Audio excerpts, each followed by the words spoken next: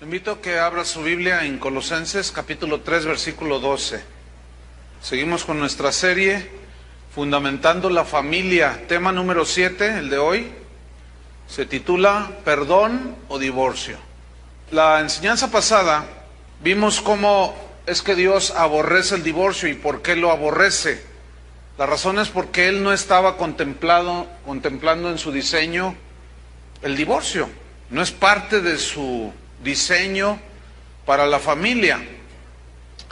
Pero por la dureza del corazón del hombre, Dios permite el divorcio cuando se viola el pacto matrimonial, por algunas razones como infidelidad, abandono, violencia intrafamiliar y algunos otros casos que se tienen que ventilar de una manera particular.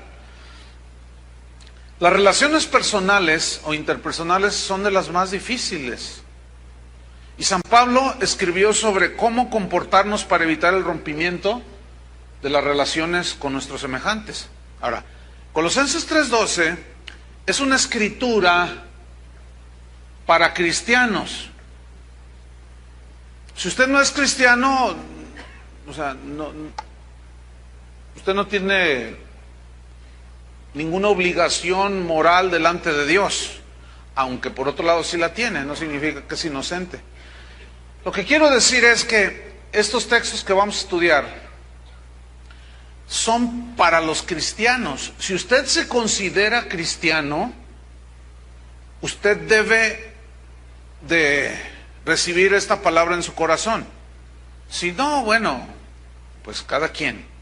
Sin embargo, reitero, si usted es cristiano, usted y yo debemos de reflejar lo que viene aquí. Entonces es para los cristianos. Colosenses 3:12 dice así: vestíos pues como escogidos de Dios, santos y amados.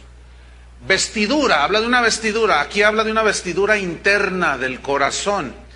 ¿Cómo es esa vestidura que un escogido por Dios, alguien que es santificado por Dios, que es apartado para Dios, que es amado por Dios, debe de tener esa vestidura en su corazón? Aquí nos la describe. Dice, de entrañable misericordia. Esta palabra entrañable habla de las entrañas y significa aquí de una profunda compasión, de benignidad, o sea, habla de bondad, de humildad. Aquí significa una actitud dispuesta para arreglar los problemas. Lo contrario a la humildad es el orgullo. Y por causa del orgullo, muchas familias se descomponen, se desintegran, porque el orgullo no los deja, no les permite disponerse para arreglar los problemas. También dice de mansedumbre, significa cortesía, gentileza. Y luego dice de paciencia, y esta paciencia es un aguante al extremo. Es de donde la palabra griega también se traduce longanimidad. Usted aquí en México es muy común la palabra longaniza. Esa longaniza nos la comemos acá. Pero longaniza habla de algo muy largo, ¿no es cierto? Y fíjese qué interesante, de ahí se deriva esa palabra, paciencia, de longanimidad, o sea, una paciencia extrema, eso significa. En el versículo 13 dice, soportándoos unos a otros. Ese soportarse unos a otros es en el presente. Y aquí habla de tolerancia mutua. O sea, es decir, usted soporta las debilidades de su esposa, la esposa soporta los errores y debilidades del esposo, de los hijos, de la suegra, etc. Y dice, perdonándoos unos a otros. Perdonándoos unos a otros. Ese perdonarse es del pasado. ¿Sí? Ahora, ponga atención, dice, si alguno tuviere queja contra otro. Si tú tienes queja contra tu hijo, tu hija, tu padre, tu madre, tu esposo, tu suegra, el vecino, el patrón, qué sé yo. Fíjate lo que dice, de la manera que Cristo os perdonó, por eso les digo que esto es para cristianos. De la misma manera que Cristo os perdonó, así también hacedlo, ¿quién? Los cristianos. Es un mandamiento para nosotros. perdonar. Y la palabra perdonar viene del griego charizomai, que significa conceder un favor, en este caso el perdón. Es dar gratuitamente, de gracia, por gracia, inmerecidamente, tú perdonas al que te ofendió, no lo merece. Así como nosotros no merecíamos el perdón de Dios, sin embargo Él nos perdonó, esa es la gracia. Eso significa el perdón. Entonces, usted perdona cuando alguien le ofende, pero es algo gratuito. Usted no se venga, usted no va a agarrarla en contra de la persona, ni mucho menos, sino al contrario, usted gratuitamente lo libera de la culpa. Eso es lo que significa perdón. Y el cristiano, o lo cristiano, mejor dicho, es perdonar. Eso es lo cristiano. Entonces la Biblia asume que todo cristiano debe, ¿qué? Díganlo fuerte, perdonar. Es un mandamiento. Hay un proverbio antiguo, por más que investigué quién es el autor, no pude, parece, es anónimo, pero es muy conocido este proverbio y dice: errar es humano, perdonar es divino. Tiene su sabiduría. Perdonar es un acto sublime, perdonar es un acto de extrema bondad, porque el ofendido perdona al que no merece porque ofendió, que fue exactamente lo que nos pasó a nosotros en relación con Dios. Perdonar corresponde a los cristianos maduros, o el que quiera madurar tiene que empezar a practicar el perdón en su vida, porque al perdonar convierte en cenizas la ofensa. Mientras usted está dolido y amargado, es como echarle leña al fuego. Cuando usted deja de echar esa leña al fuego, se apaga y quedan cenizas. El perdón es como un balde de agua a ese fuego de la ofensa. Perdonar es tener la esperanza de que todo lo ocurrido al final va a obrar para bien, porque usted es cristiano. Y sabe que los que aman a Dios, todas las cosas ayudan para bien. Perdonar es la capacidad de bendecir al agresor con el perdón, con la gracia, como nosotros recibimos gracia, y no maldecirlo, porque perdonar es el antídoto contra la amargura. Un antídoto es algo que contrarresta un veneno, y la amargura es como un veneno que usted se toma deseando que el otro se muera. No, cuando usted se toma un veneno, usted se muere. Perdonar no solo le hace bien al ofensor, sino que el que perdona también se hace un bien a sí mismo. Y el que perdona agrada a Dios. En Santiago 5:16, no lo busque, dice: confesaos vuestras ofensas unos a otros y orad unos por otros para que seáis sanados, dice. Entonces, cuando se presentan los problemas en el matrimonio, en las relaciones personales, en la familia, pueden existir causas legítimas para el divorcio, pero el ofendido puede hacer cualquiera de estas tres cosas, que las tres son respuestas bíblicas. Son tres niveles. El primero es: usted es ofendido. Bien, usted se puede separar si las razones justifican. Si usted lo hace, no ofende a Dios. La separación puede llevar la esperanza de que haya una reacción positiva de parte del ofensor. O sea, usted se aleja, se separa, esperando que haya una reacción. Y así yo conozco muchos casos donde ha sido así.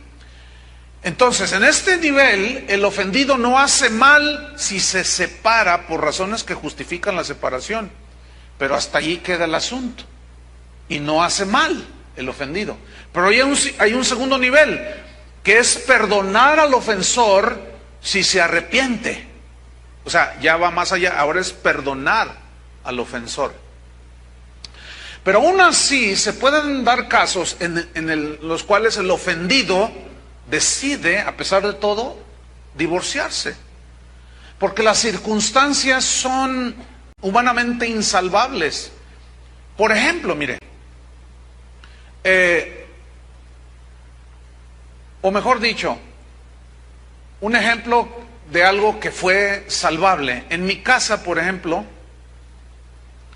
mi madre decidió no divorciarse y se salvó la familia.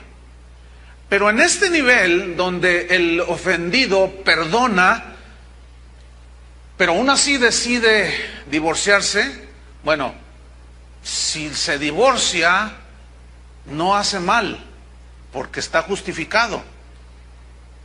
Pero las circunstancias le impiden a esta persona ofendida vivir con esa persona. Le voy a poner un caso extremo, un caso que sucedió, que yo traté hace ya algunos años, donde una esposa, una mujer, encontró a su esposo en su mismo lecho matrimonial, en su casa, lo encontró con otro hombre.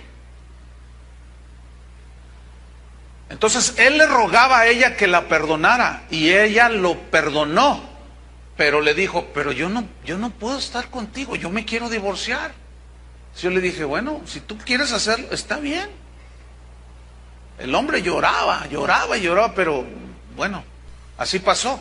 Pero hay un nivel que es del que yo les quiero hablar, que es el nivel más alto en el perdón, y es perdonar y seguir viviendo con el ofensor, y de esa manera salvar la familia.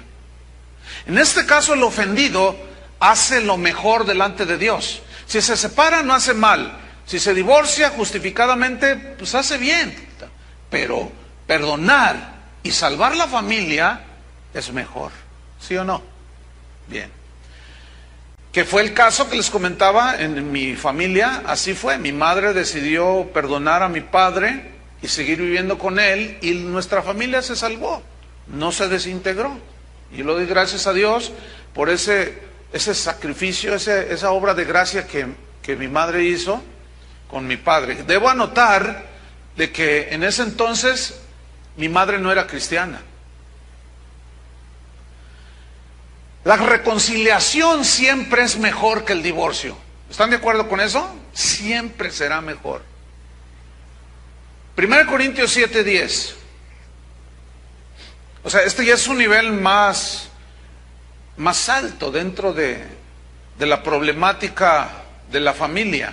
1 Corintios 7:10 son unas escrituras que ya hemos estudiado, pero vamos a mencionarlas de nuevo. Dice así: pero los que están unidos en matrimonio, mando no yo, sino el Señor, que la mujer no se separe del marido. O sea, no se separe. Pero luego en el versículo 11 da una opción para la separación. Y si se separa, aquí separarse en el griego significa poner un espacio entre dos, alejarse. Puede haber múltiples razones, ya lo vimos. Y puede hacer dos cosas la persona que decide separarse. O sea, Dios dice, no te separes. Pero si llegaras a separarte, dice, quédate sin casar o reconcíliate con tu marido. Es decir, no se puede volver a casar el separado o la separada si no hay razones justificables para un divorcio que amerite, o sea, que ya quede libertad para volverse a casar. No, no se puede. Bíblicamente no.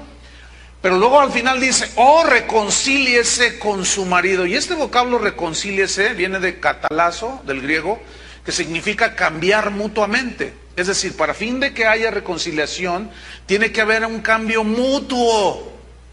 Muchas veces se dispone él y ella no. A veces ella está dispuesta y él no. No, es un asunto de dos para que haya reconciliación. Catalazo significa componer entre dos una diferencia, un problema en la familia, que puede ser entre esposos, pero puede ser también de padre a hijo, viceversa, con tíos, primos, qué sé yo. Pero en este caso de la familia dice, sepárate, no es lo más óptimo, pero si te separas, quédate sin casar o reconcíliate. Y yo voy a enfatizarme en esto. Y que el marido dice, no abandone a su mujer. Pero para que haya reconciliación se debe de dar un paso fundamental para salvar la relación familiar o el matrimonio. Ese paso es el perdón. Digan todos, perdón. El perdón.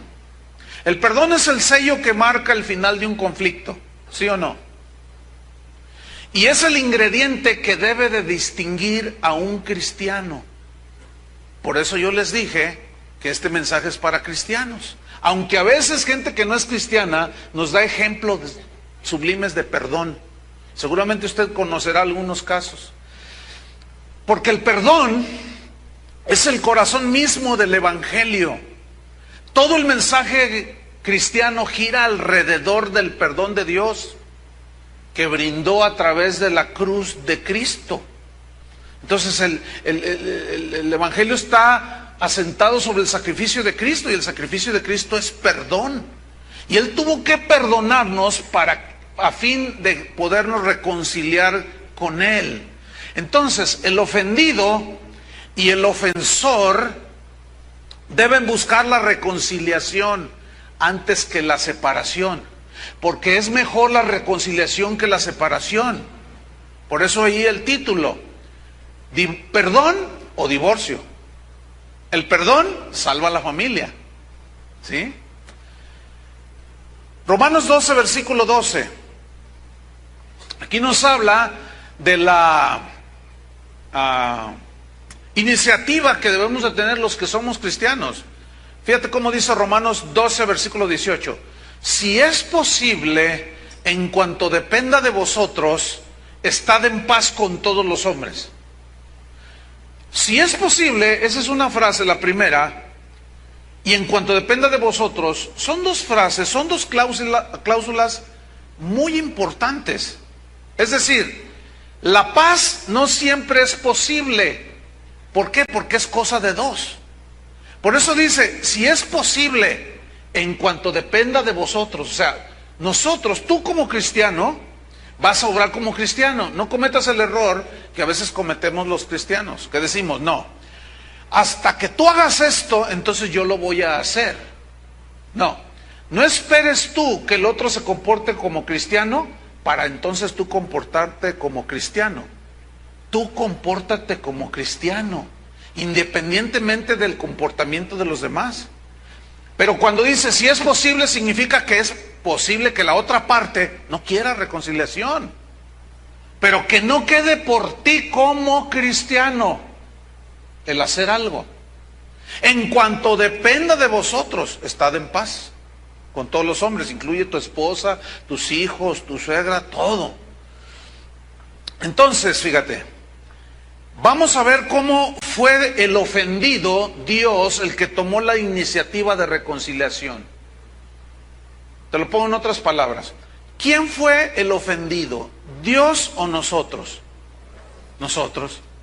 ¿Quién fue el ofensor? ¿Dios o nosotros? Díganlo. ¿Quién fue el ofensor? ¿Dios o nosotros? Díganlo entonces. Nosotros. Ahora, cuando tú escuches una frase como esta, si usted está resentido contra Dios, perdónelo. Escúchame bien, eso es una herejía. Porque se perdonan las culpas y las ofensas. Cuando usted escuche uno de esos predicadores que dice, perdone a Dios, perdónese a sí mismo, la Biblia no habla nada de perdonarse a sí mismo, ni de perdonar a Dios, muchísimo menos. Son puras cosas que anda diciendo allí gente que no estudia la palabra de Dios y luego engañan a los cristianos. Porque si nosotros perdonamos a Dios, entonces Él es el culpable de mi situación. Yo estoy amargado contra Dios, perdónelo para que usted sea libre, hágame favor. Eso es una herejía. Él es el ofendido, nosotros somos los ofensores. Nosotros somos los que merecíamos la condenación. Sin embargo, el ofendido tomó la iniciativa de reconciliación. Eso es un acto sublime.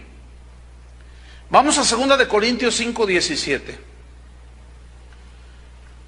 2 Corintios 5, 17 al 19. Dice así: de modo, o en virtud de que si alguno está en Cristo, por eso yo les reiteraba, esto es para cristianos. ¿Cuántos son cristianos? Bueno, esto es para usted. Ahora, si usted se convierte en cristiano, usted ya entra aquí también. De modo que si alguno está en Cristo, vive su vida, conoce a Cristo, etcétera, nueva criatura es. Algo pasó, vino una nueva creación en su ser interior. Ahora hay un vestido diferente que es entrañable misericordia, bondad, humildad, etcétera. Las cosas viejas pasaron. Se refiere a la antigua manera de vivir, el odio, el rencor, la amargura, la venganza, la traición, la infidelidad. Dice aquí que los cristianos, esas cosas ya pasaron. Sin embargo, como humanos todavía seguimos fallando, ¿sí o no? Por eso Pablo dice, perdónense unos a otros, tolérense los errores unos a otros. Entonces, las cosas viejas pasaron, he aquí todas son hechas nuevas, o sea, viene una vida nueva. ¿Cuántos viven ya esa vida nueva? Ahora vea el versículo 18. Y todo esto, o sea, la vida nueva, proviene de Dios, quien nos reconcilió consigo mismo por Cristo.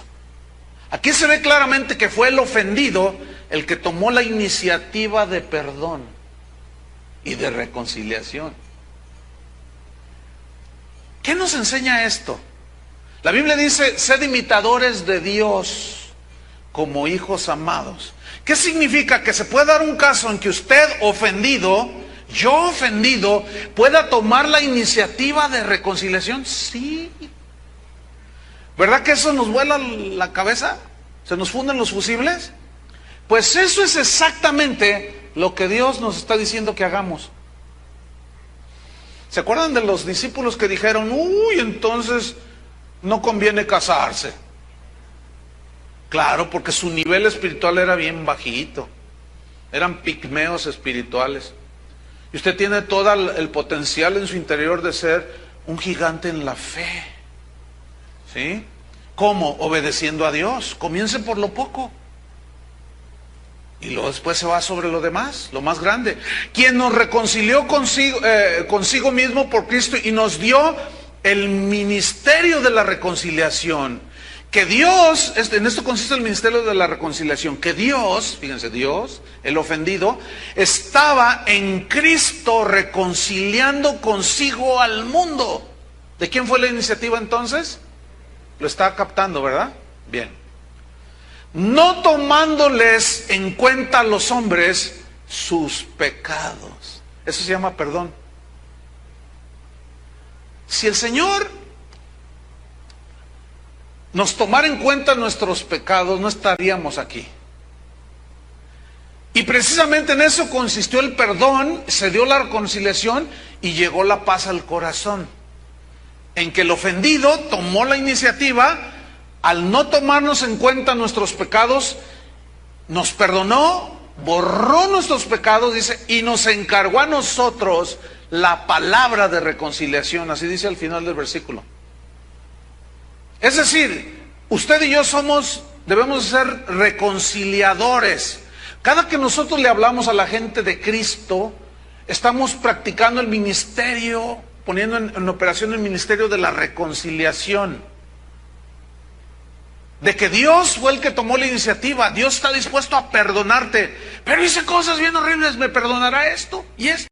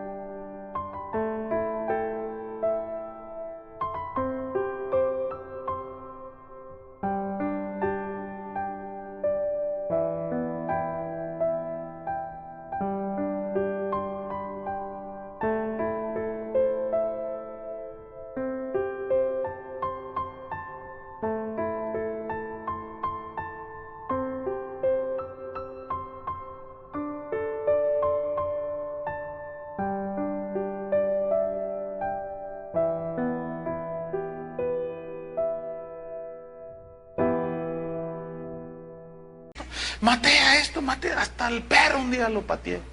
¿Me perdonará Dios? Dios te puede perdonar todo. ¿Cuántos saben que no hay ningún pecado que no pueda pasar bajo la sangre de Cristo? Todos. Hay uno, excepto la blasfemia contra el Espíritu Santo, pero ese es otro asunto.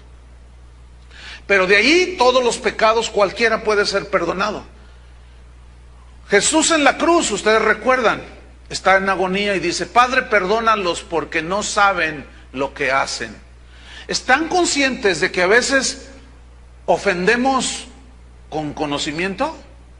Sabemos que estamos ofendiendo y hacemos cosas de las cuales nos escondemos de los demás porque sabemos que lo estamos haciendo mal, y que si nos descubre el patrón, el esposo, la esposa, el hermano, el hijo, se van a sentir ofendidos.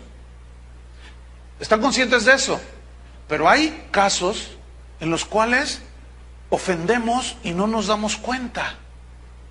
También ahí tenemos que poner atención, porque ciertamente a veces cometemos errores y ya se ofendió la esposa. Tiene que comunicarlo: me sentí ofendida, y tiene que dejar expresar: es que yo de verdad no lo hice con una intención, porque se puede dar el caso. Entonces Jesús aquí está orando algo muy importante, dice: Padre, perdónalos. Pero vean la intercesión de Jesús: perdónalos, perdónalos. No saben lo que hacen. A veces podemos estar conscientes de que lo que estamos haciendo va a ofender a la familia, al esposo, a la esposa, qué sé yo. Pero al no medir las consecuencias, no nos damos cuenta de lo que estamos haciendo. Bueno, perdónalos porque no saben lo que hacen. Escúchame bien. Si tú estás muy ofendido, muy ofendida, probablemente este episodio en la vida de Jesús te venga o nos venga como anillo al dedo en este caso. Es que mi esposo, perdónalo, no sabía lo que estaba haciendo. Entonces tuvo que haber perdón primero para luego viniera la reconciliación y como consecuencia la paz. ¿Cuántos disfrutan la paz de Dios? ¿Esto es producto de qué? De que el ofendido decidió por gracia perdonarte. Vamos a ver una escritura en Efesios 2, versículo 12. Y ahí vamos a ver cómo se dio esto por pasos. Primero, perdón, la gracia estaba ahí. Si la gracia no se pone en operación, da el primer paso, ya no es obra de gracia. Como la gracia es ilimitada, si nosotros vivimos bajo la gracia, tenemos que perdonar. ¿Por qué? Por gracia. Y como la gracia es ilimitada, nuestro perdón de parte de Dios fue ilimitado. De la misma manera es nuestro perdón hacia los que nos ofenden, ilimitado. Efesios 2:12 dice así: en aquel tiempo estabais sin Cristo. Recuerden por unos segundos, ¿cómo era su vida sin Cristo? Ay, desastrosa, terrible, ¿no? Como aquella mujer samaritana que Jesús encontró junto al pozo. Ella le dice: dame de esa agua que tú estás ofreciendo. Y Jesús le dice: está bien, pero ve y llama a tu marido. Y ella le contesta: no tengo marido. Y Jesús le dice: sí, bien dices, no tengo marido, porque 5 maridos has tenido y el que ahora tienes no es tu marido. 5, 6. Pobre señora. ¿Qué es lo que la hacía andar de hombre en hombre? Pero hay casos de hombres que tienen hasta 5, 6 divorcios, 4, 3. ¿Qué es lo que los hace brincar así de una manera tan desordenada? La dureza de corazón, el pecado, el no saber reconocer los errores y pedir perdón, y la otra persona no perdonar. Bueno, Jesús no evadió a esta mujer que sería despreciada de cualquiera. Y justamente con ella fue y habló: yo quiero reconciliarte con el Padre. Y así fue. Entonces, el Señor no tomó en cuenta los pecados de ella. Significa, no que no tuvieran validez, sino que Él estaba dispuesto a olvidar, perdonando, borrar todo.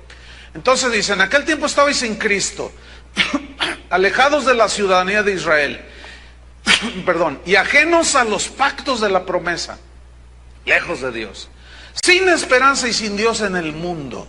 Teníamos religión, teníamos todo lo que usted quiera, pero no teníamos al Dios de la Biblia, al Padre de nuestro Señor Jesucristo, y a Cristo menos.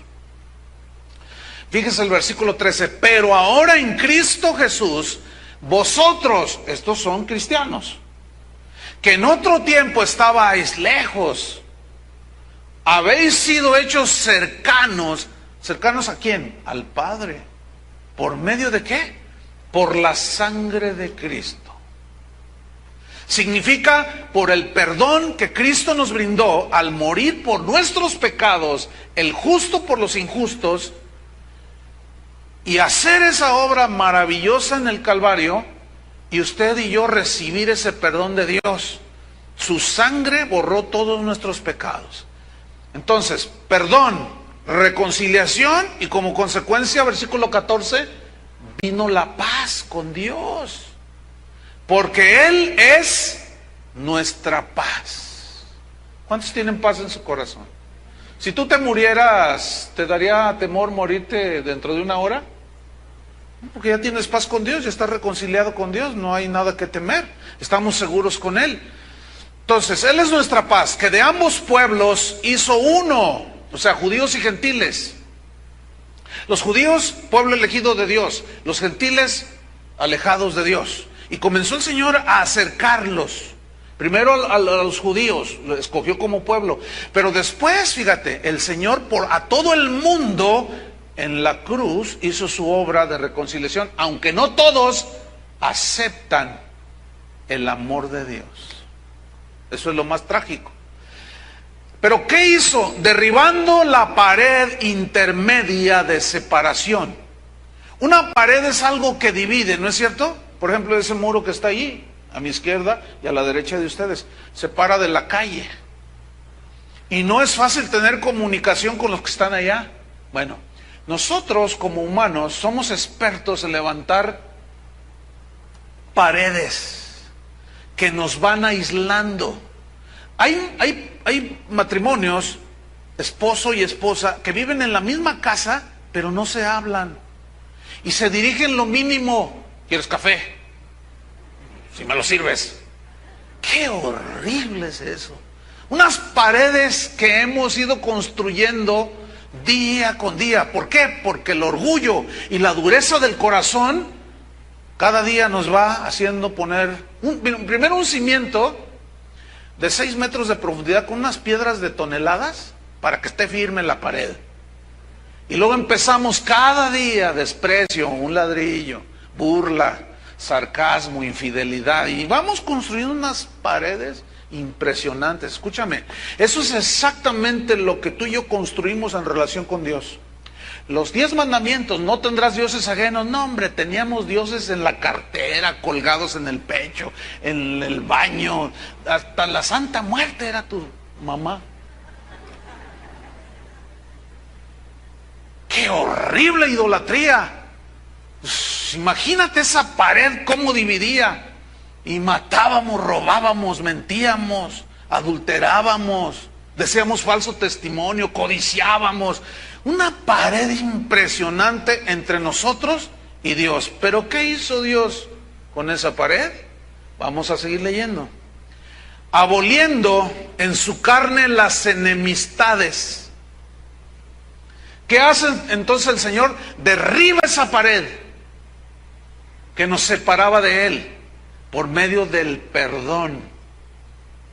Vino la reconciliación, entró la paz y abolió, quedó ya sin vigencia por medio de su muerte, dice, aboliendo en su carne las enemistades. ¿Qué nos enemistó con Dios? Todo lo que ya mencioné. Idolatría, pecados de todo tipo, mentiras. Él la derribó para poder reconciliarnos con Él. ¿Qué es lo que tenemos que hacer nosotros en relación con nuestro semejante? Derribar esas paredes que nosotros mismos construimos.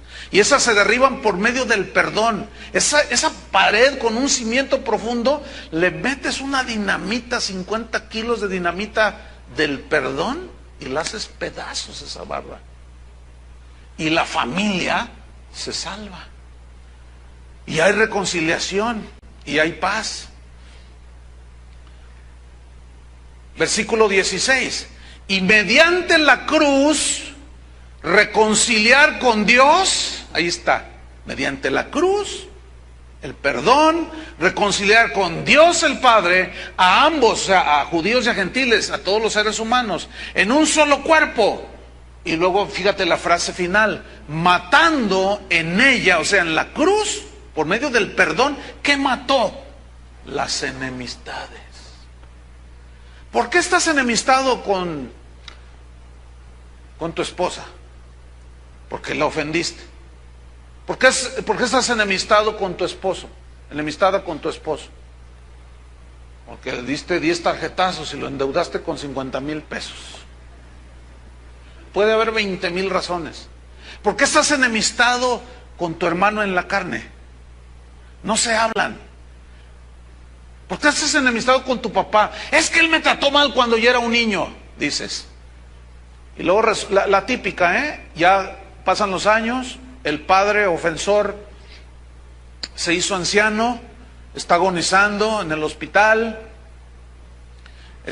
y llama a todos, y ya todos están, ahora sí se abrazan, se besan, y ay Dios mío, sálvalo. ¿Y por qué esperas eso? Somos expertos, dicen que los mexicanos son expertos en hacer todo al final. Eso es propio del ser humano. ¿Por qué esperar hasta el final para derribar todas las enemistades? Ve y reconcíliate con tu padre. Pero es que él me maltrató. Ve y perdónalo. Y derriba esa pared. Fíjate, yo les puedo contar 20,000 testimonios, pero ya no sería el evangelio. Serían las consecuencias de la predicación del evangelio. Pero les puedo contar muchos de cómo la gente, cuando toma la iniciativa, los cristianos se reconcilian con el padre abusador, con la madre que los abandonó, y lloran profundamente de dolor y de arrepentimiento. ¿Qué fue lo que sucedió cuando tú entendiste lo que Cristo hizo en la cruz? ¿No te rendiste a Él? Eso es exactamente lo que suele suceder en términos generales cuando tú vas, si es posible en cuanto dependa de ti, tú tomas la iniciativa y perdonas. Esto es tremendo. Matando las enemistades. Por otra parte, es verdad que no siempre se puede salvar un matrimonio. Pero aunque la reconciliación no sea posible y vuelva a haber integración en la familia, porque hay casos muy extremos como los que yo he mencionado, siempre hay algo que tú, como cristiano, debes hacer. Y esto es perdonar. Digan todos, debo perdonar. Entonces, estamos descubriendo o dándonos cuenta de que el perdón es en dos direcciones. Uno es vertical, que fue de Dios hacia nosotros, pero luego ese perdón es de nosotros hacia otros. Vamos a estudiar una parábola. Abran su Biblia en Mateo 18, versículo 21.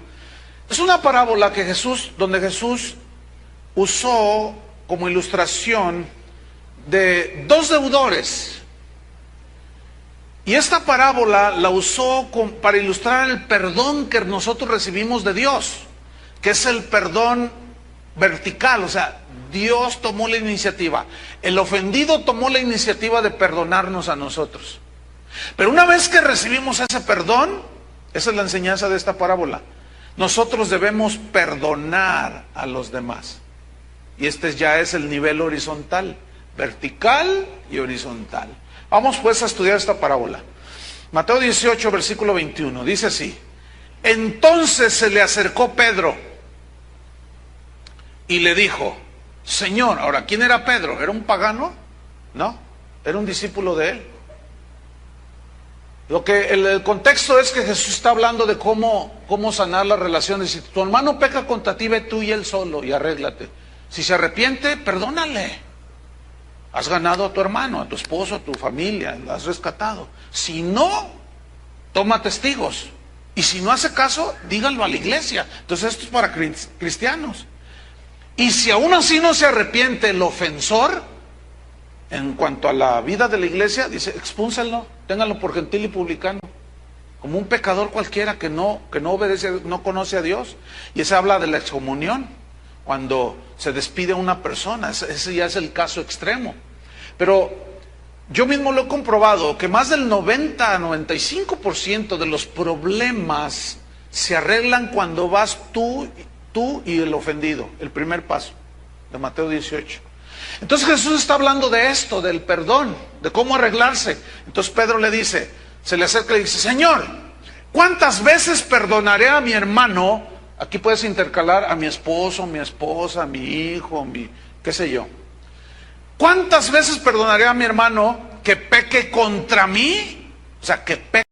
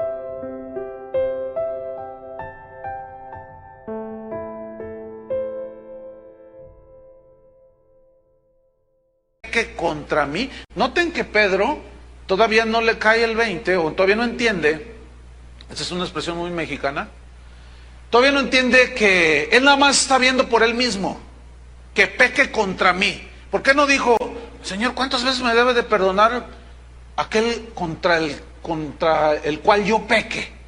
No, porque siempre nos fijamos en lo que el otro me hizo a mí, pero muy pocas veces vemos en lo que yo hice y los ofendí a los demás. Vemos entonces a un Pedro aquí todavía muy egocéntrico, pensando en él nada más. Y él utiliza un número, dice, hasta 7, Para nosotros no tendrá mucho significado, pero en el panorama bíblico, el número 7 habla de un número completo, total, de perfección.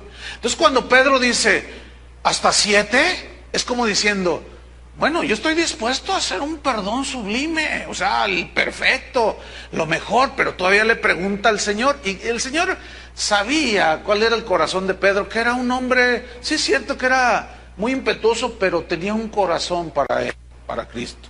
Lo negó ciertamente, pero Cristo lo perdonó.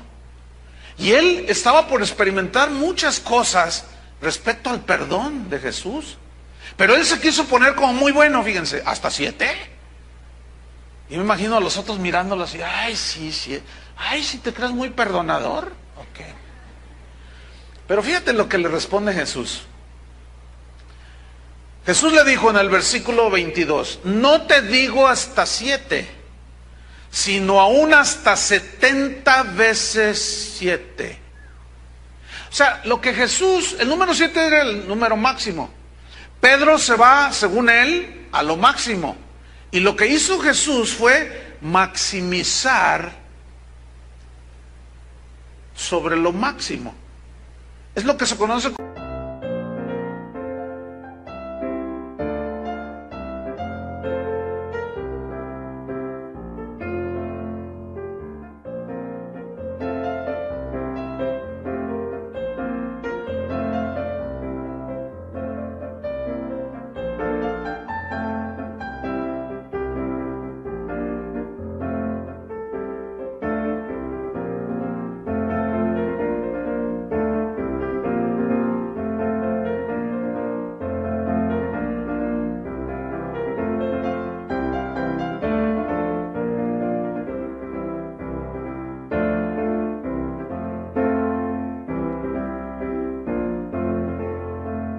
como una hipérbole, o sea, la mención de Jesús 70 veces 7 es una expresión que habla de exageración. Es como cuando tú le dices a alguien, ya te he dicho 1.000.000 de veces que no hagas esto. No le has dicho 1.000.000 de veces, pero tú dices 1.000.000 de veces como una expresión superlativa para enfatizar que ya le has dicho muchas veces, pero no 1.000.000.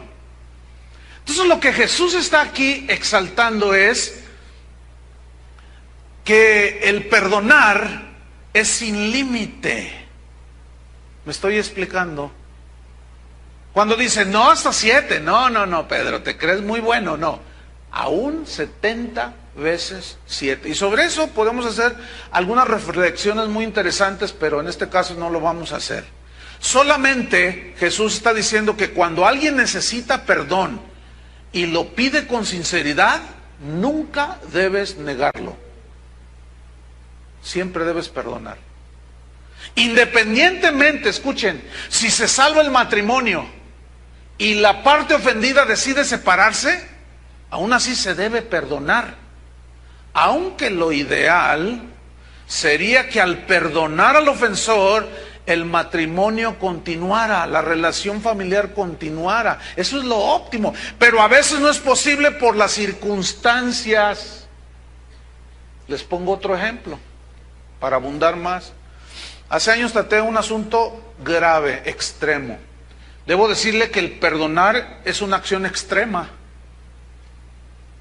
¿Sí?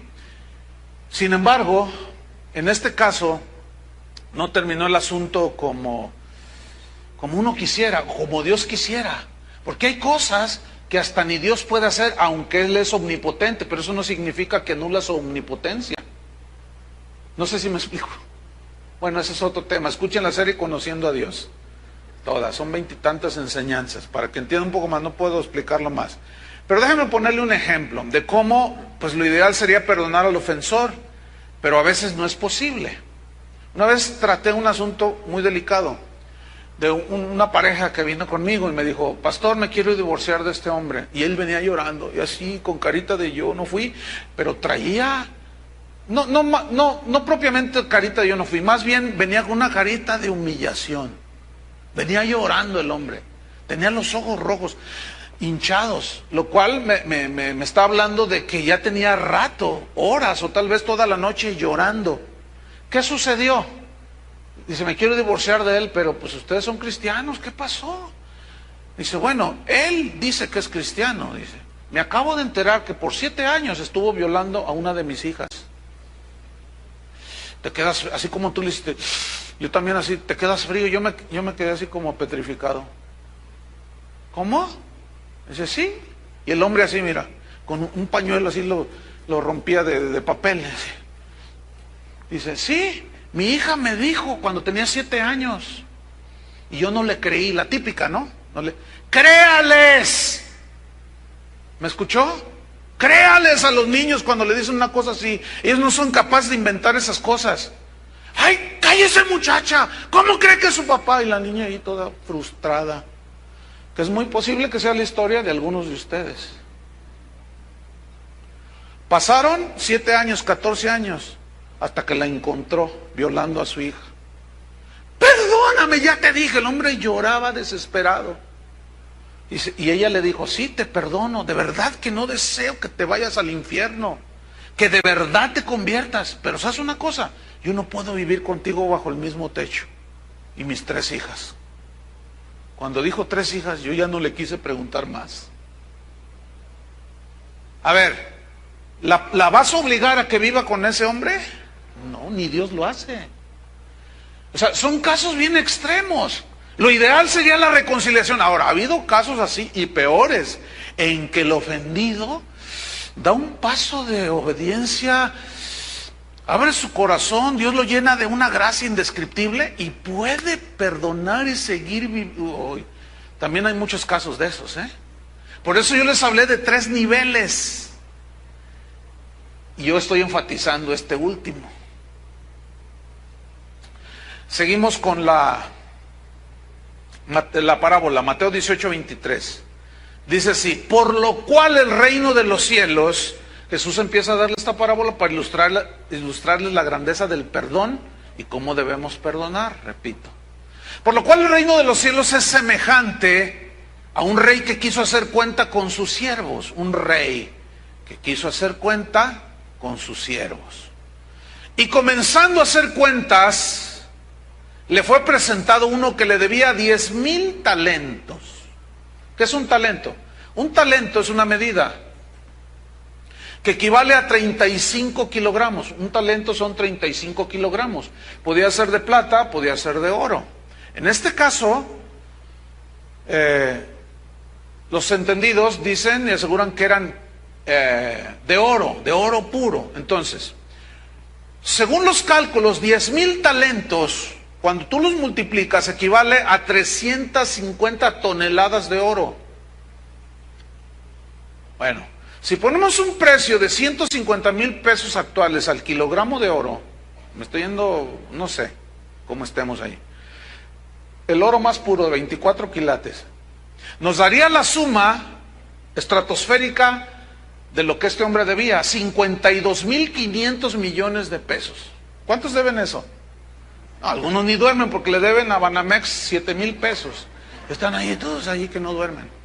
Ahora imagínate este hombre, endeudado con semejante números, 52,500 millones de pesos. En dólares serían 4,038 millones de dólares.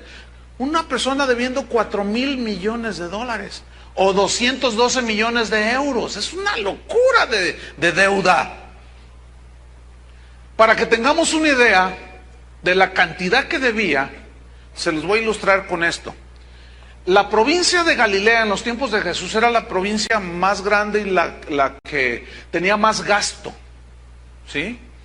El gasto que le llaman de todo lo que tenía que hacer la ciudad. Bueno, su presupuesto al año consistía en 300 talentos de oro, que equivalían a 1,575 millones de pesos al año. Se me hace que querían construir su villa panamericana. Bueno, la deuda de 10,000 talentos superaba el gasto de la provincia de Galilea por 30 años. Nada más para que se den una idea de la enormidad de la deuda. Eso significa que esa deuda era una deuda impagable, totalmente. Ni naciendo 50 veces y trabajando durante 500 años se podía pagar semejante deuda. Versículo 25, ¿qué sucede? A este, o sea, el endeudado, como no pudo pagar, ordenó el rey, su señor, venderle, y a su mujer e hijos y todo lo que tenía, para que se le pagase la deuda, aunque es obvio que ni vendiendo todo lo que tenía se podía pagar semejante deuda. No sé a cuánto ascienda la deuda externa mexicana. ¿Alguien tiene un dato? ¿Ya rebasamos los 150,000 millones de pesos o de dólares? O sea, imagínense, y cada vez aumenta más. Bien, versículo 26. Lo manda que lo vendan. Entonces sucede algo. Aquel siervo, versículo 26, postrado, así como este hombre violador que se postraba ante su esposa, postrado le suplicaba diciendo: Señor, ten paciencia conmigo. Paciencia es la misma palabra que aparece en Colosenses 3:12. Sed pacientes unos con otros. Es la misma, con un aguante extremo. Sé paciente conmigo y yo te lo pagaré todo. A lo mejor este fue el que inventó: ¿debo? No tengo. ¿Debo? No niego. Lo dije al revés, ¿verdad? ¿Debo? No niego. ¿Pago? Y bien que se lo saben, ¿verdad? No, pues si se saben más que la Biblia. ¿Por qué será? Porque están todos endeudados. No lo sé. Versículo 27. El señor de aquel siervo, o sea, el rey, vean el corazón del rey, movido a misericordia. ¿No dice entrañable misericordia en Colosenses 3:12 y 13? Movido a misericordia, ¿qué hizo? Le soltó y le perdonó la deuda. Lo dejó en libertad y le perdonó la deuda. La deuda le perdonó. ¿Algunos de ustedes alguna vez les han perdonado alguna cifra de dinero? A ver, alguien, ¿cuánto te han perdonado? 1,500 pesos. Ay, ¿te pusiste contenta? Sí, ¿verdad? A ver, los de acá. ¿A quién le perdonaron? A ver, a usted. 4,000 pesos. ¿Y qué dijiste? Que Dios te bendiga. ¿Verdad? ¿A ti? 2,500 y dijiste: ay, gracias. ¿Verdad? Allá atrás. Son los más endeudados allá atrás. ¿Cuánto perdonaron a ti? 5,000. ¿Hay alguien que le hayan perdonado? En la mañana salieron dos que me perdonaron una casa, dice un familiar, no le puede, ¿sabes qué? Te perdono la deuda. Le dije: ¿cómo te pusiste? Pues bien contenta. ¿Cómo se pusieron cuando les perdonaron la deuda? De 1,500, 2,000, de 50,000. De una casa que costaba 1,5 millones de pesos o 100,000 dólares. Fíjate, la gente, y nosotros ahorita lo vimos, nos ponemos bien contentos, o nos pusiéramos bien contentos, si alguien te perdonara la deuda. Por ejemplo, ¿cuántos de ustedes están endeudados? Levanten su mano. ¿Cuánto debes? ¿Cuánto? 150,000 pesos debe. Que Dios os ayude. 150, estás endeudado. A ver, ¿alguien más? ¿Cuánto debes? Ya te ganó. 30,000 y tantos dólares. ¿Quién más debe? 10,000. ¿Se fijan cómo es más lo que debemos que lo que nos perdonan? En el caso del dinero. Son más la deuda que tenemos. A ver los de acá. ¿Qué tan endeudados están? Díganlo, hombre. No les dé pena. A ver, no hay nada. Estos no están endeudados. Hermanos, Dios les bendiga. Ustedes viven en paz, gloria a Dios. El servicio ha terminado. Fíjate bien, ¿qué sucedería, hermana, usted y usted, hermano, si a los que les debes te dijeran, ¿sabes una cosa? Pedro, Juan, no sé cómo te llames. Juan, Luis, ¿sabes qué, Luis? No me debes los 150,000 pesos. ¿Qué harías tú? Te quedarías, oye, pero, no, yo te los voy a pagar. No, te los perdono. Pero resulta que tú tienes un amigo, o un hermano, o un primo, que te debe 5,000 pesos. Y te vas sobre de él. Y le dices, si no me los pagas, te voy a meter a la cárcel. Y te dices, que no tengo. Espérame. No, y vas y lo metes a la cárcel. ¿Qué pensarían de él? Yo diría, qué ingrato eres. ¿O usted? Que le perdonaran los 300,000 pesos y hay una vecina que le debe 500 pesos. ¿A qué? Si hay gente que por 100 pesos se mata, entonces no digan nada. Entonces, la persona a la que usted le debe le dijera, ¿sabes una cosa? No sé, pero te quiero perdonar la deuda. No me debes nada. Y luego ella viene y dice, me perdonaron la deuda. ¿Cuántos se gozarían? Todos diríamos, le perdonaron 300,000 pesos. Ay, Señor, qué gran milagro. Pero resulta que la hermana, ¿cómo se llama? Esperanza. Esperanza de que la perdonen o qué.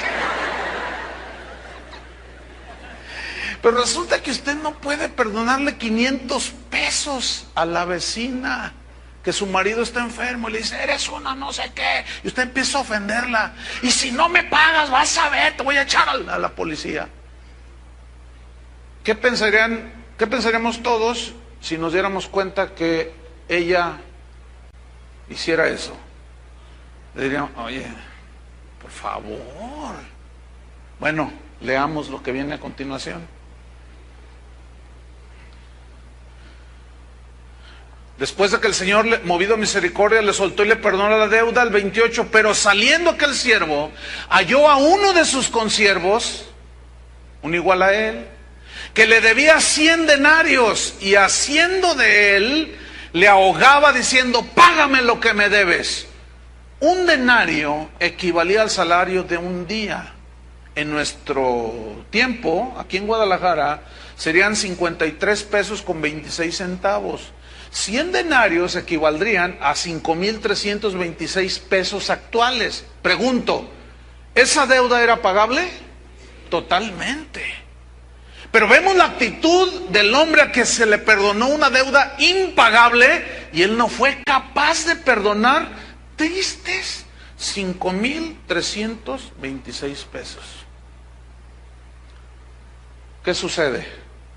Versículo 29. Entonces su consiervo, postrándose a sus pies, le rogaba diciendo, ten paciencia. Es la misma palabra que él usó y que Pablo usa en Colosenses, que habla de paciencia extrema, que es una gracia extrema. Ten paciencia, dice, y te lo pagaré todo.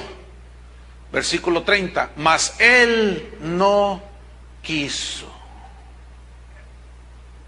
Él no quiso. Esa frase nos enseña algo, que es un acto de la voluntad.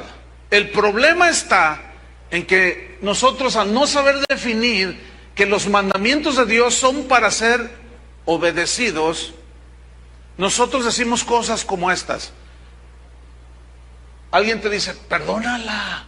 Y tú dices, no la voy a perdonar hasta que me nazca. Perdonarla, dice. No, hasta que yo sienta perdonarla. Yo debo de desengañarte. Jamás vas a sentir. Jamás te van a hacer perdonar. Porque a quien, después de que lo ofendieron y le dijeron cara de papa al horno, y te ofendieron profundamente, te van a hacer, vas a sentir, ay, oye, gracias por decirme cara de papa al horno, o hamburguesa triple de McDonald's. Pues, hermanos, vamos a ser bien objetivos. La ofensa duele, ¿sí o no? Entonces, ¿de dónde han sacado de que voy a perdonarlo hasta que sienta? Nunca vas a sentir, nunca te van a hacer, pero tienes que obedecer, es diferente. Y este hombre no estaba manifestando lo que recibió el perdón horizontal, vertical, en este caso de Dios. Acuérdense que la parábola está ilustrando la grandeza del perdón. No quiso manifestar aquello que él recibió. Y uno lee esa parábola y dice, qué ingrato. Jesús le dijo, malvado. Así le dijo. Entonces fíjate lo que sucede. Él no quiso, sino fue y lo echó en la cárcel hasta que pagase la deuda. Viendo sus conciervos lo que pasaba, se entristecieron mucho. Pues claro, dijeron, oye, pero ¿cuánto debía este hombre? 52,500 millones de pesos. ¿Y no pudo perdonar 5,325 pesos? No. No es que no haya podido, no quiso perdonar. Escúchame bien. ¿De qué tamaño era tu deuda delante de Dios de pecado? Impagable.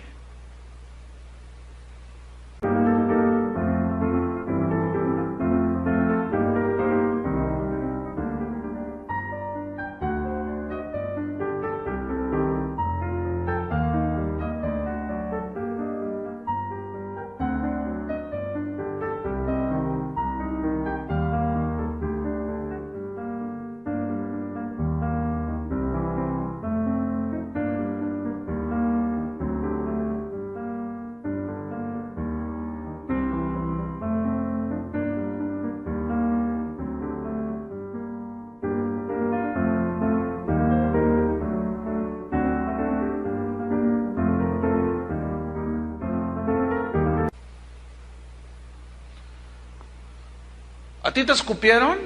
A lo mejor sí. ¿Te pusieron una corona de espinas? Lo dudo. ¿Te clavaron en una cruz? Pues no. Pero es que lo que me hizo, ¿te dolió? Sí. Y me tiene mal. Pero todo el cúmulo de ofensas que tú hiciste a Dios, Él te las perdonó.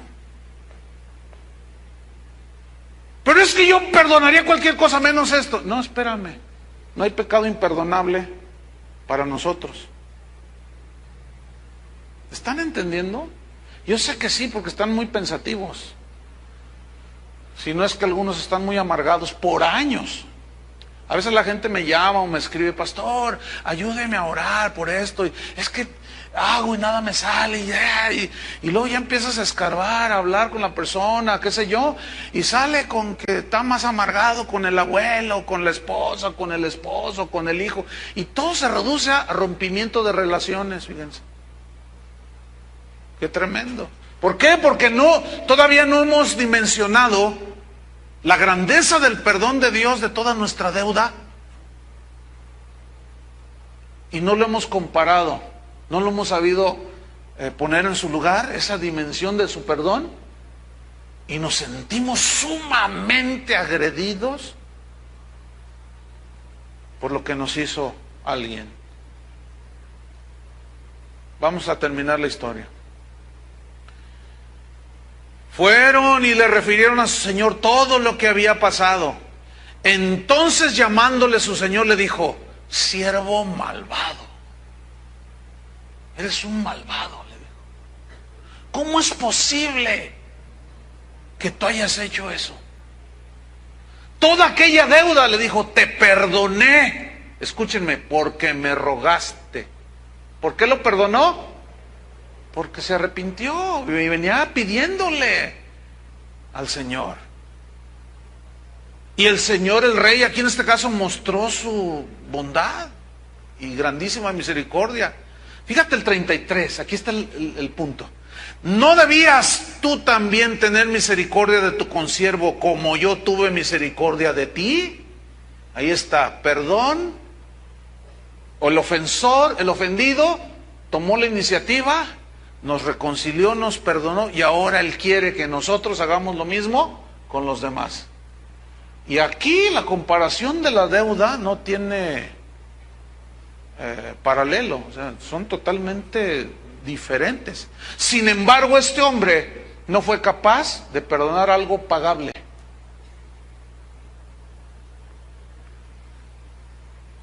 Lo triste fue lo siguiente: entonces su señor, enojado, para los que dicen que Dios es amor, es verdad, pero también es un Dios de severidad y de bondad.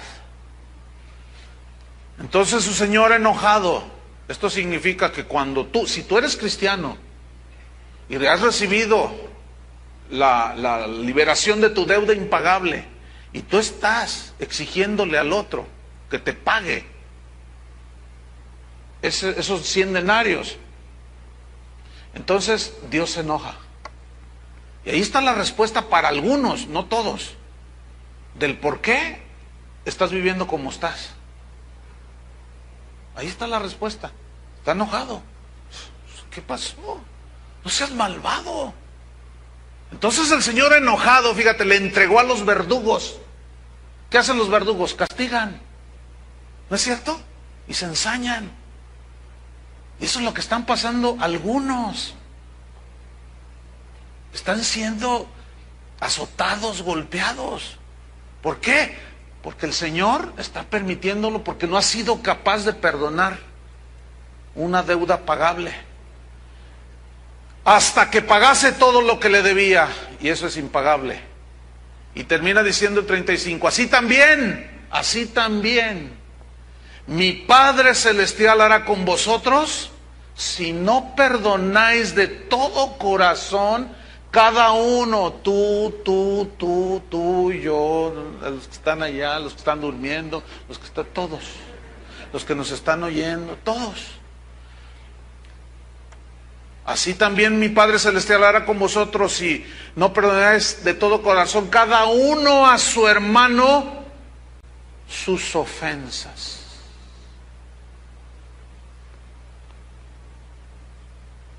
Déjame terminar con esto, mire. Es una historia verídica. Sucedió durante la Segunda Guerra Mundial. Es un episodio que quedó grabado en la historia para vergüenza de la humanidad, lo que sucedió aquí. 6 millones de judíos murieron a manos de los nazis. Todos conocemos este episodio triste. Hitler estaba a la cabeza, un hombre malvado. Muchos fueron asesinados de una manera terrible en cámaras los envenenaban, los balaceaban. Se ven todavía en las películas, en los documentales, cómo asesinaban a la gente, los mataban de hambre, hacían jabón con ellos. Era una cosa espantosa. Muchos de esas personas murieron enfrente de los familiares. Entre los que fueron a dar a los campos de concentración había una familia cristiana.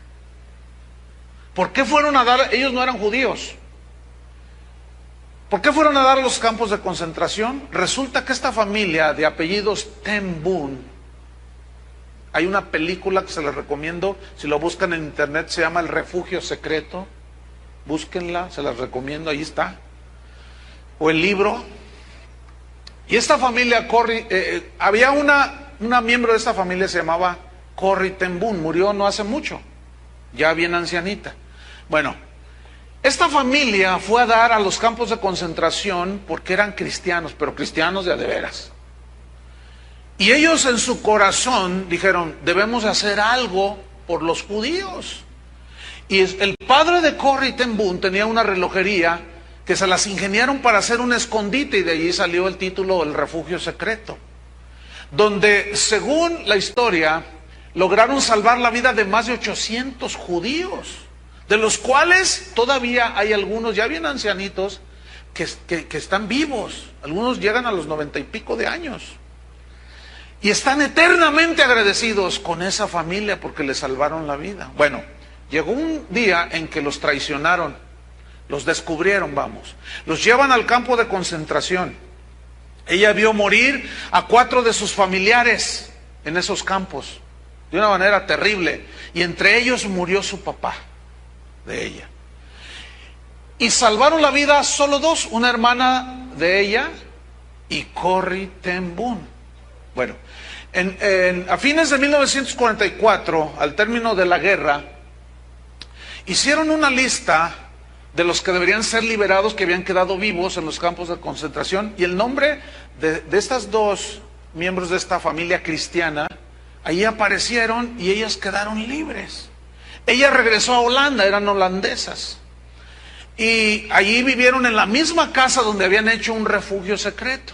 Bueno, esta mujer, Corrie ten Boom, siguió predicando la palabra de Dios, una mujer totalmente comprometida al Señor. Un día, en 1947, fue invitada a Alemania a predicar.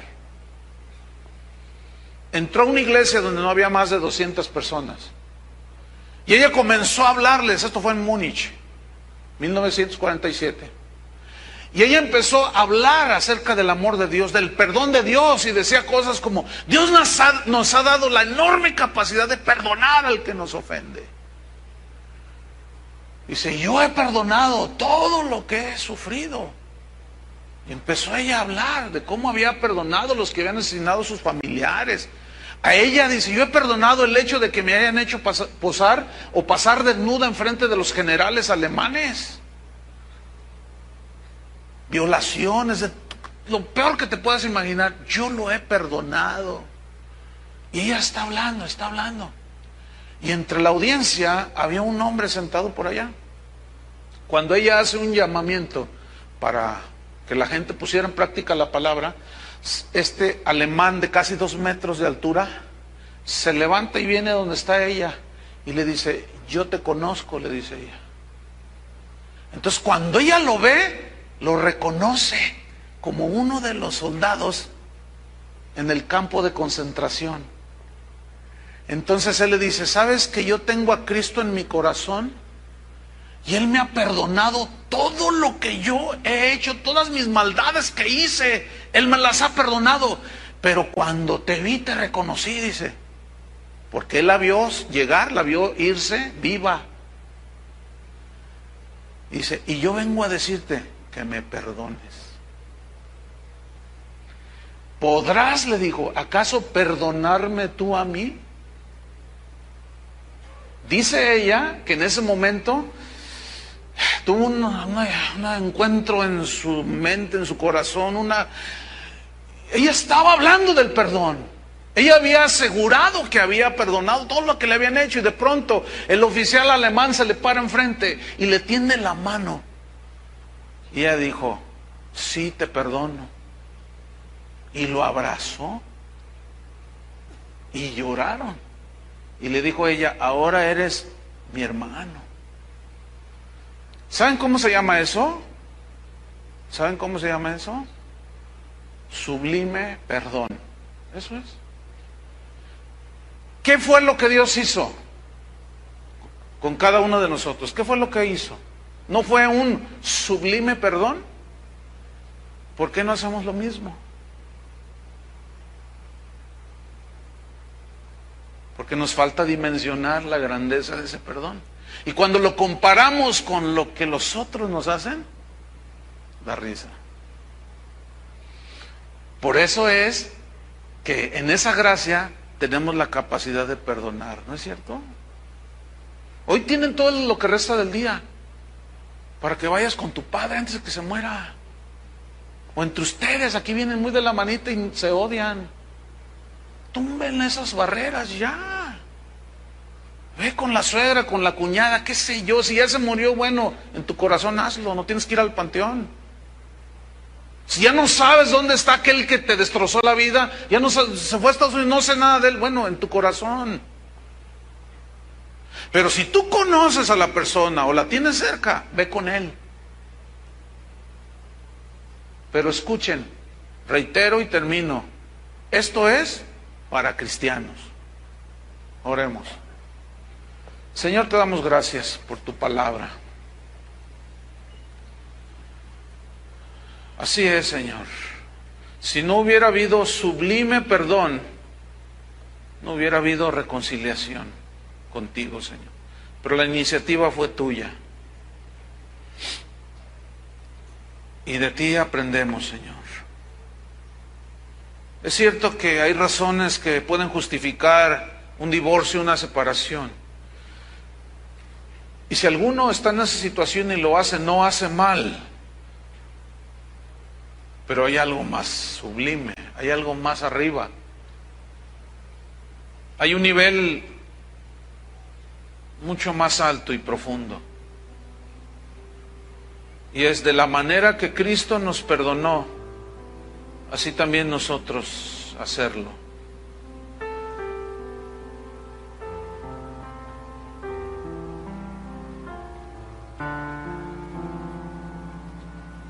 Gracias, Señor. Gracias por haber derribado esa pared intermedia que nos separaba de ti.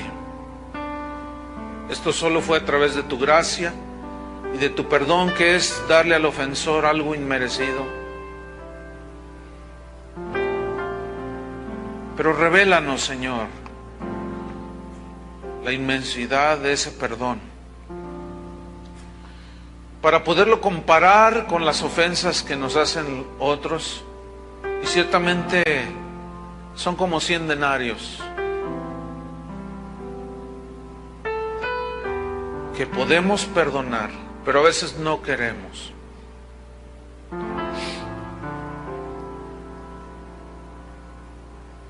Gracias te damos, Señor, porque yo sé que salvarás muchos matrimonios, muchas relaciones que se han roto por las ofensas que nos hacemos unos a otros. Perdónanos, Señor, por no haber sabido dimensionar esa grandeza manifestada en la cruz, esa reconciliación. Ayúdanos, Señor. Queremos y lo vamos a hacer. Queremos estar sanos en nuestros corazones, sin amarguras, sin rencores, para poder servirte con libertad, Señor. Y en cuanto dependa de vosotros, arreglen. En cuanto dependa de cada uno, arregle relaciones, situaciones. Y dejemos la maldad a un lado, dejemos el orgullo a un lado, dejemos la soberbia, el yo, que es el que está dolido, y manifestemos el perdón que recibimos de Dios, lo manifestemos a otros. Gracias, Señor, por lo que estás haciendo en nuestros corazones. Gracias porque tu palabra es viva y eficaz, y ha llegado hasta lo más profundo de nuestro corazón. Pero ahora cada uno de nosotros dará una respuesta. Nos encomendamos a ti, Señor, y a la palabra de tu gracia. Es la única que tiene poder para edificarnos en Cristo. Y si obedecemos, haremos lo mejor. Si perdonamos, será lo mejor. Si nos separamos y nos alejamos ofendidos, y hay razones justificables, no hacemos mal, pero perdonar es muchísimo mejor que separarnos. En el nombre de Jesús te damos gracias. Amén. Que Dios los bendiga a todos.